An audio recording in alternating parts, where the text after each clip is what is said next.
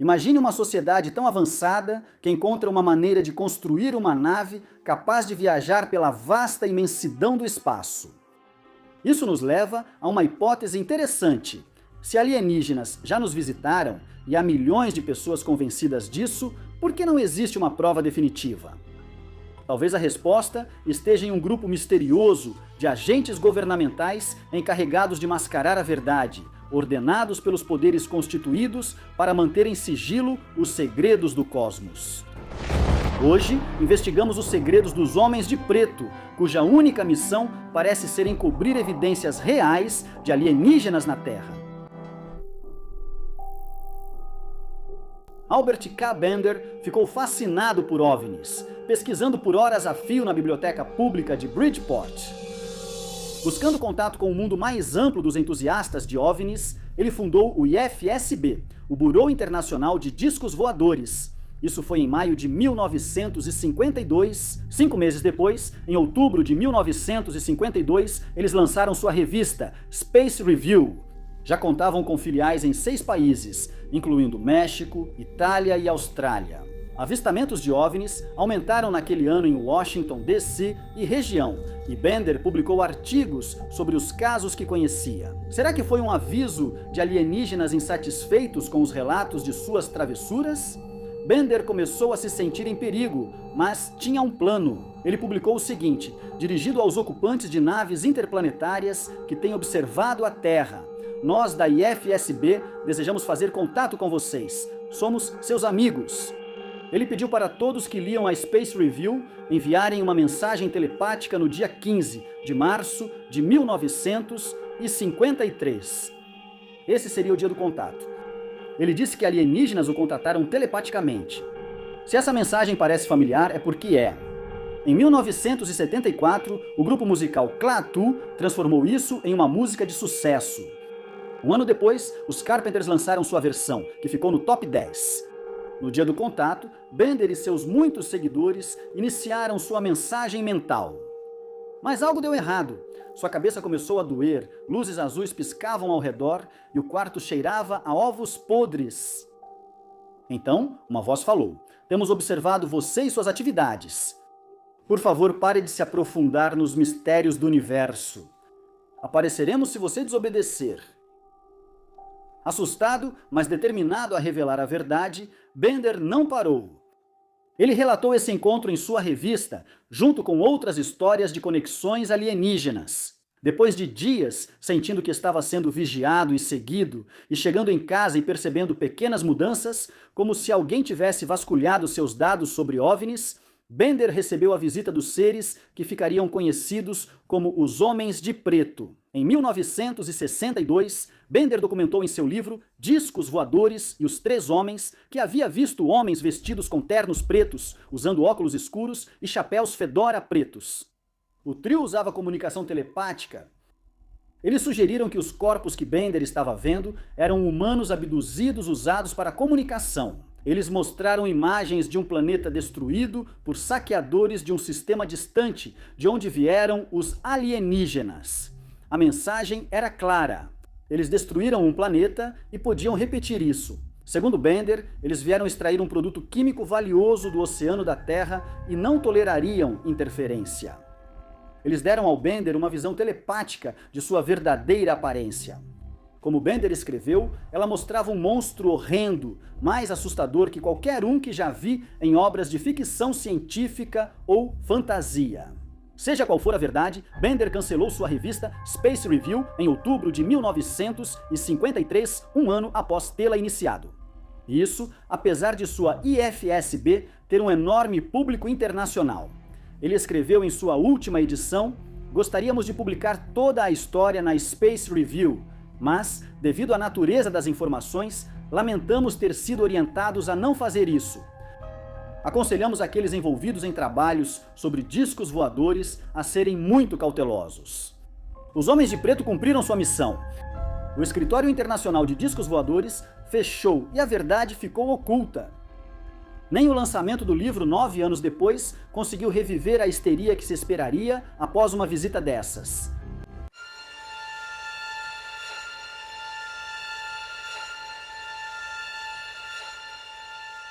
5 anos antes de Bender receber a visita dos homens de preto telepáticos, Harold e Dahl encontrou esses policiais espaciais vestidos de preto.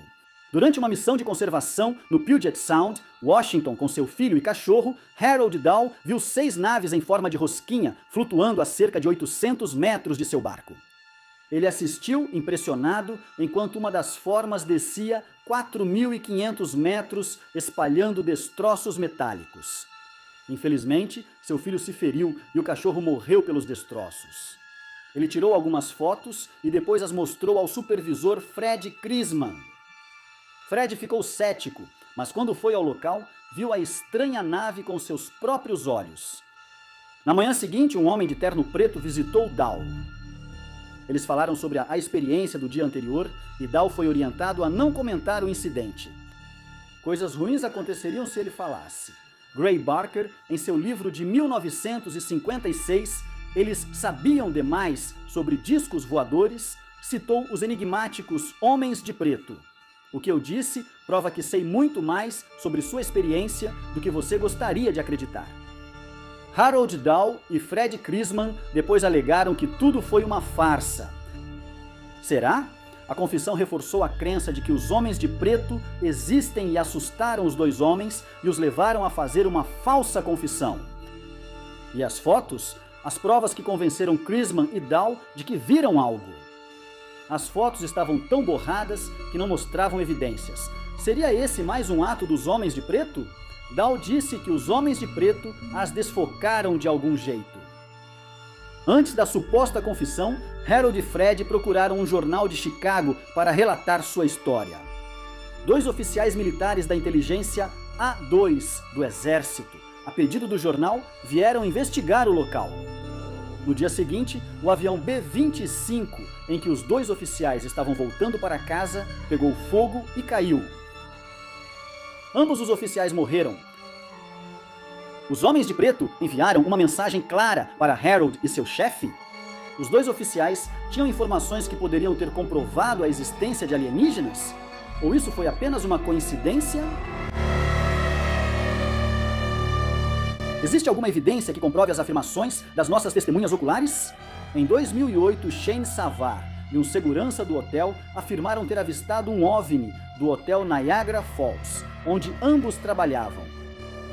Depois, 2 homens de preto foram ao quarto do hotel procurando por eles. Câmeras de segurança do hotel confirmam a presença dos homens conforme descrito.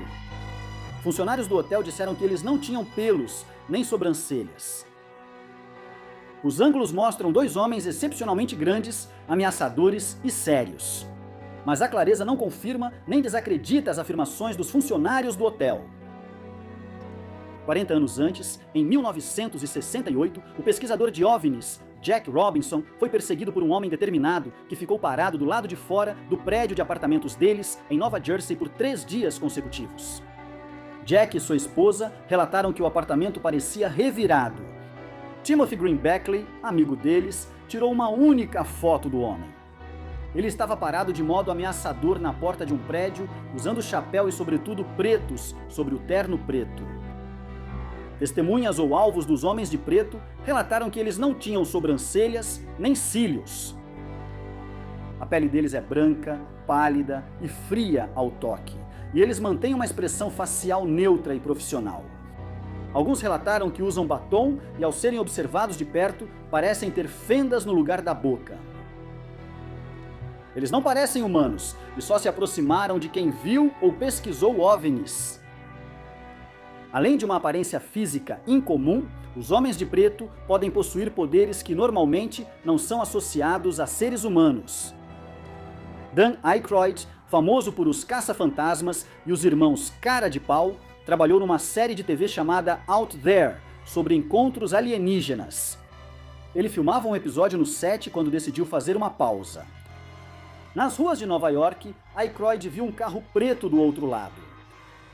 Um homem alto de terno preto saiu do carro e o olhou zangado. Aykroyd virou a cabeça por menos de 3 segundos e quando olhou de volta, o carro havia sumido. 2 horas depois, os produtores avisaram ao ator sobre o cancelamento da série. Nenhum dos episódios, incluindo os que já haviam sido gravados, jamais seria exibido ao público. Os Homens de Preto tinham poderes alienígenas relacionados ao tempo? Eles poderiam se materializar e desmaterializar à vontade? O que ocorreu nessas 2 horas que convenceu a emissora a cancelar o programa?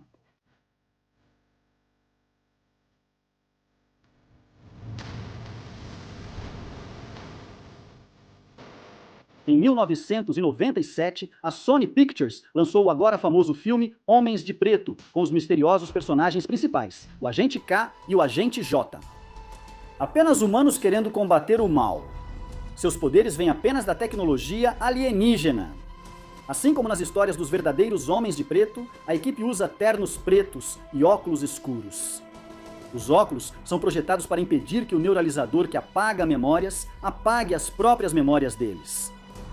A agência MIB é uma unidade governamental criada para ocultar dos humanos a verdade sobre alienígenas, pois ainda não estão prontos para conhecê-la.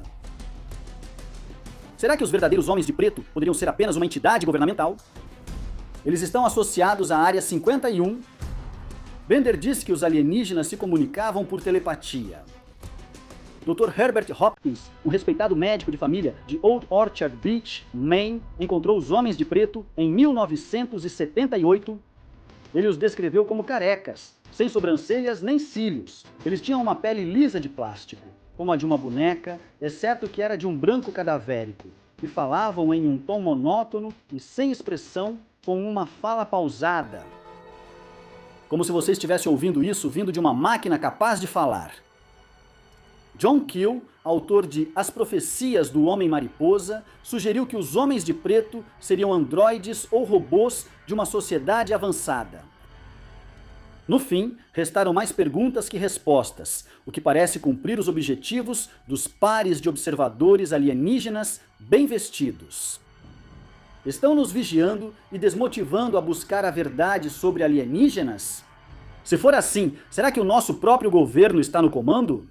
Será que esses extraterrestres ameaçam quem realmente vê um alienígena?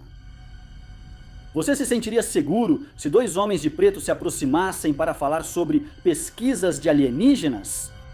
Ou você entraria em pânico, sabendo que a verdade está lá fora e que eles já sabem disso?